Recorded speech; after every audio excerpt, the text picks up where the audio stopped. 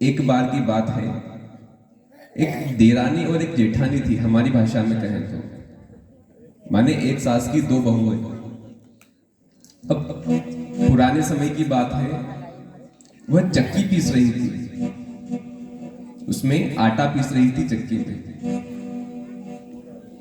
एक देरानी हमारी जैसी थी, आप हम जैसी। वह पीसती भी जा रही थी और साथ में गेहूं खाती भी जा रही थी। माने यहाँ पीस रही है, यहाँ खा रही है, यहाँ पीस रही है, यहाँ खा रही है। और एक देरानी जेठानी कुछ सज्जन जैसी थी, समझदार कुछ ज्यादा ही अधिक थी। माने कौन खाए, बाद में खा लेंगे, आटा है इसकी रोटी बनानी है, खा लेंगे।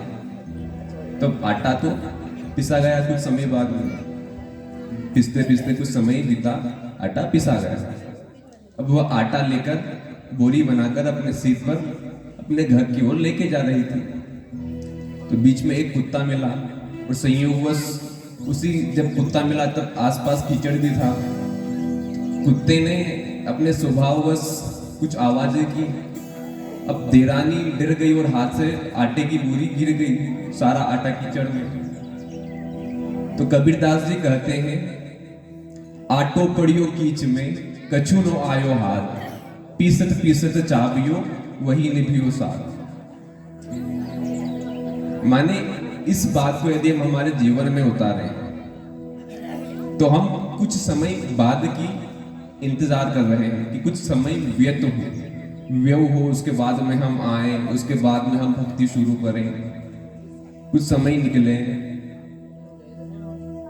तो समय तो हमने कहां देखा है, शुरुआत से ही करते आए हैं। बाद में क्या हो जाए, क्या निकल जाए हमारे हाथ से बात।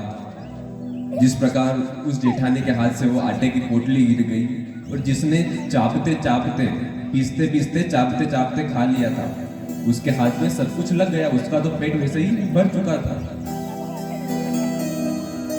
कहने का मतलब ये नहीं है कि कल से आप पीसें और खाएं, पेट खराब हो जाएगा। बात संकीर्तन में ले हम कि इसी समय में हम समय की का इंतजार नहीं करना है हमें। इसी समय में जो हमें समय मिला है, यहीं से उस भाव से, प्रचंड भाव से हम शुरुआत करते हैं हमारी भक्ति की। रुके नहीं, अब बहुत समय दे दिया हमने इस जीवन को, बहुत रुक गए। अब किसका इंतजार है? अंत समय का तो नहीं है ना, क्योंकि उसके बाद तो कुछ होना नहीं है हमसे। तो अभी से शुरुआत कर देना तो हमें यह